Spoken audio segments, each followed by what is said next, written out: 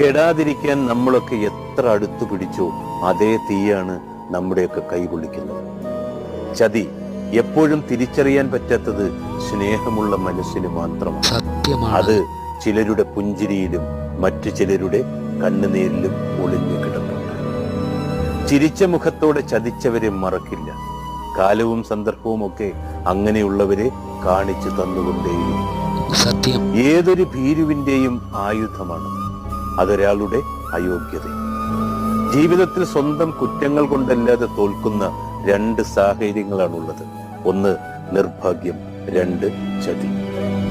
പറ്റിക്കപ്പെടുന്നതിനേക്കാൾ സങ്കടം ഇനി ഒരിക്കൽ പോലും അയാൾ പഴയ ആളല്ല എന്ന നീറുന്ന തിരിച്ചറിവാണ്.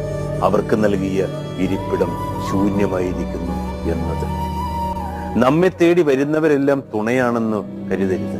ഇരപിടിക്കുവാൻ വരുന്നവരും തേടി തന്നെയാണ്